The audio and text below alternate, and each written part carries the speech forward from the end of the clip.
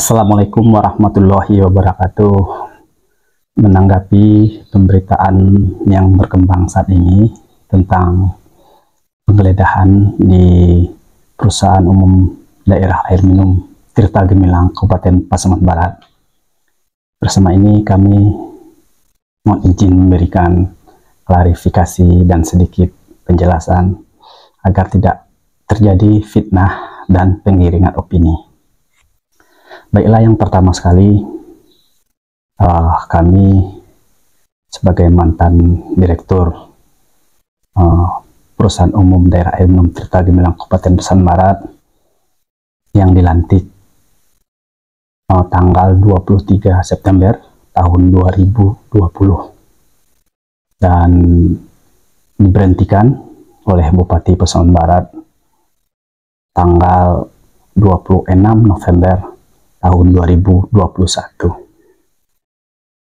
Jadi perihal tentang keberadaan saya jadi direktur, saya diangkat jadi direktur berdasarkan Perda Kabupaten Pasaman Barat nomor 3 tahun 2020 tentang perusahaan umum daerah air minum Tirta Gemilang Kabupaten Pasaman Barat. Artinya perusahaan, jadi saya memimpin perusahaan yang baru yang didirikan berdasarkan Perda tahun 2020. Dalam Perda tersebut, pendirian perusahaan ini diberikan modal yang terdiri dari aset dan modal kerja senilai 81 miliar. Nilai aset sebesar 60 miliar dan modal kerja dianggarkan 20 miliar lebih. Namun selama saya jadi direktur, modal tersebut tidak pernah disetorkan ke perusahaan. Saat saya menjadi direktur, keadaan keuangan yang ada di perusahaan yang saya terima ada modal atau dana yang berada baik itu di tabungan maupun deposito bernilai lebih kurang 3 miliar. Jadi inilah yang digunakan untuk kegiatan perusahaan, baik itu kegiatan operasional maupun untuk membayar gaji karyawan. Penghasilan dari perusahaan ini berupa rekening air ya dan non air. Jadi setiap bulan ada penghasilan perusahaan rata-rata antara 250 sampai 300 juta per bulan. Namun penghasilan ini tidak mencukupi untuk membayar biaya operasional dan gaji karyawan. Dan kekurangannya tentunya kita ambil dari tabungan yang ada di perusahaan tersebut. Menyangkut kepada mobil. Waktu saya dilantik, saya disamakan. Ya, Direktur Perumdam Tirta Gemilang ini disamakan setingkat dengan eselon 2. Artinya setingkat dengan kepala dinas, baik itu fasilitasnya maupun penghasilannya. Namun saat saya dilantik, saya tidak ada mendapatkan mobil dinas. Saya menggunakan mobil pribadi. Jadi mobil kantor yang ada, itu ada mobil yang dipinjamkan, pinjam pakai dari Pemda Pasaman Barat dan dalam kondisi tidak layak dipakai atau dalam keadaan rusak. Selama 6 bulan, mobil ini selalu saya gunakan untuk terutama melakukan normalisasi terlebih dahulu kepada sumber-sumber air. Karena di tahun 2021 perusahaan mendapatkan hibah dari pusat berupa masyarakat hibah MBR ya, masyarakat berpenghasilan rendah sebanyak 600 SR, jadi 600 sambungan rumah. Kenapa 600? Hanya segitulah kuota yang kita dapat, karena tahun sebelumnya hibah MBR ini tidak dilaksanakan oleh pimpinan sebelum saya. Jadi untuk melaksanakan MBR ini tentunya kita persiapkan terlebih dahulu agar sumber air kita ini mencukupi untuk melakukan sambungan baru. Dan tidak mungkin kita melakukan sambungan baru kalau airnya tidak ada. Nah, tentunya terlebih dahulu program pertama saya melakukan normalisasi seluruh sumber dan normalisasi jaringan sampai ke jaringan transmisi dan jaringan ke rumah-rumah. Jadi untuk menormalisasi ini banyak kegiatan yang dilakukan, karena sumber kita itu terutama berasal dari mata air dari pegunungan. Ada juga yang berasal dari sungai. Jadi kegiatan inilah yang dipimpin langsung oleh direktur ke lapangan, karena harus melibatkan beberapa unit-unit. Jadi direktur yang memimpin langsung. Semua kegiatan ini dari saya dilantik sampai dengan Maret, operasional di lapangan yang digunakan untuk kegiatan ini adalah menggunakan mobil pribadi saya, tanpa dibebankan kepada perusahaan, baik itu bahan bakar, sewanya, atau kerusakannya. Semuanya saya tanggung secara pribadi. Namun di bulan Maret mobil saya mengalami kerusakan. Meskipun sebelumnya sering terjadi kerusakan, saya perbaiki ke bengkel, saya biayai sendiri. Namun di bulan Maret ini betul-betul kerusakannya berat dan betul-betul tidak bisa digunakan lagi karena jam.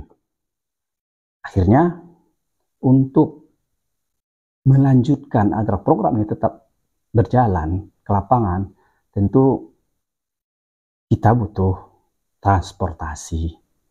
Selain dari untuk melanjutkan kegiatan lapangan,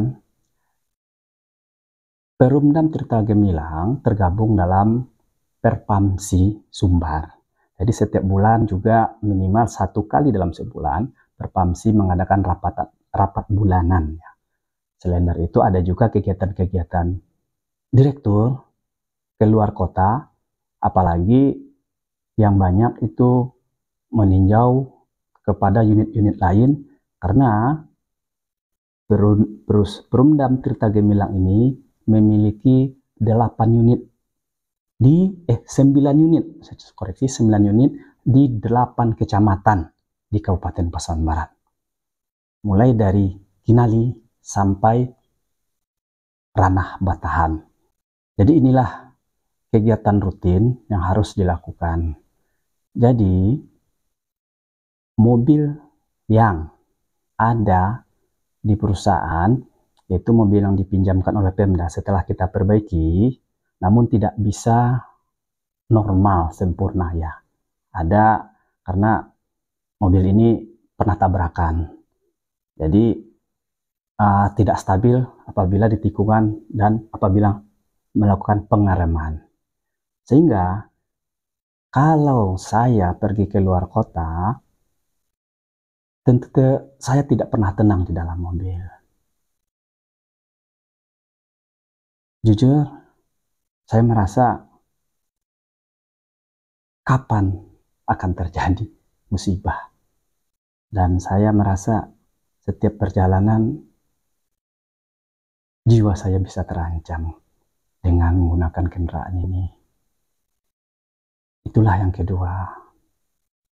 Yang ketiga, tidak bisa kita pungkiri, hanya Perumdam Tirta Gemilang Kabupaten Pasaman Barat lah yang tidak memiliki mobil sendiri. Dibandingkan dengan perusahaan-perusahaan lain, PDAM lain, mereka sudah memiliki mobil yang mumpuni, ya, yang jauh lebih baik daripada kita. Hal ini mau tidak mau, karena saya sendiri setiap ada pertemuan rutin bulanan dengan PDAM se-Sumatera Barat, ya, pasti siapapun pasti ada perasaannya. Perasaan risih dengan kendaraan kita yang dijajarkan dengan direktur-direktur lain. Yang kedua, kita pasti punya perasaan pandangan dari kabupaten-kabupaten lain ya, kabupaten lain terhadap kita. Ya, kita pengen sedikit sejajar lah dengan mereka. Jadi tidak dipandang sebelah mata.